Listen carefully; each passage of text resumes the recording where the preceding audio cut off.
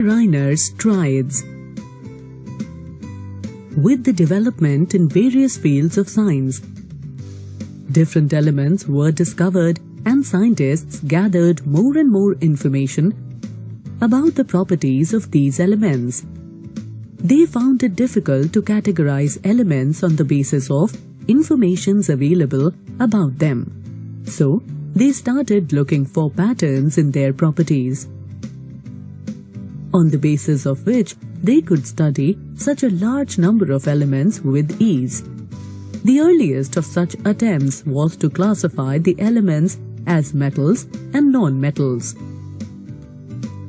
Use of this classification was limited because it groups elements in two categories only. The group of metals was too large. Some elements showed the properties of both metals and non-metals.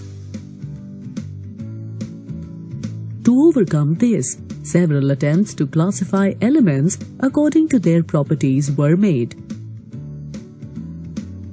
In 1817, a famous German chemist, Johann Wolfgang Dobereiner, became the first chemist to classify elements with similar properties into groups.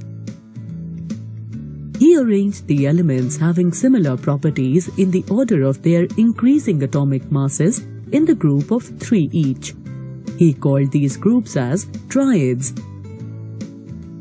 He noticed that the atomic mass of the middle element of the triad was the arithmetic mean of the other two elements of the triad. On the basis of this, he gave Dobereiner's law of traids, which states that when elements are placed in an ascending order of atomic masses, groups of 3 elements having similar properties are obtained. The atomic mass of the middle element of the triad is approximately equal to the mean of the atomic masses of the other 2 elements of the triad. Let us understand the concept of Dobereiner's traids with the help of examples. Consider the triad of elements lithium, sodium, and potassium.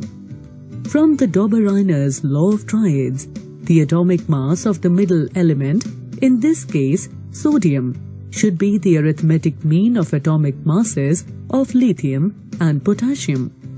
Thus, adding the atomic mass of lithium, that is 7, with atomic mass of potassium, that is 39, then dividing it by 2, we get mean atomic mass 23, that is atomic mass of sodium.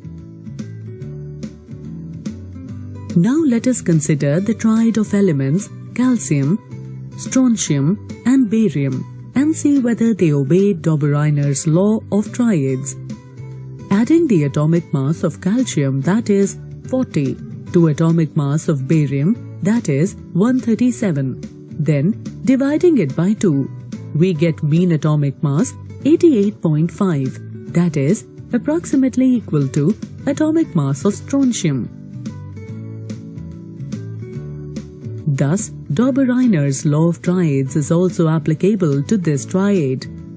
Now let us consider the triads of elements chlorine, bromine, and iodine and find out whether they obey Dobereiner's law of traids or not. Adding the atomic mass of chlorine, that is 35.5, to atomic mass of iodine, that is 127. Then, dividing it by 2, we get mean atomic mass as 81.2. That is atomic mass of bromine, which is approximately equal to 80, the actual atomic mass of bromine. Thus, Dobereiner's law of traids is also applicable for this triad. But Dobereiner's law of traids has some disadvantages also, like all the then known elements could not be arranged in the form of triads.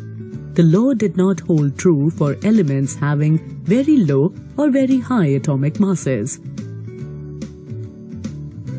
Let us take an example of fluorine, chlorine, and bromine. The actual atomic mass of chlorine is 35.5, whereas the arithmetic mean of atomic masses of fluorine and bromine is 44.5.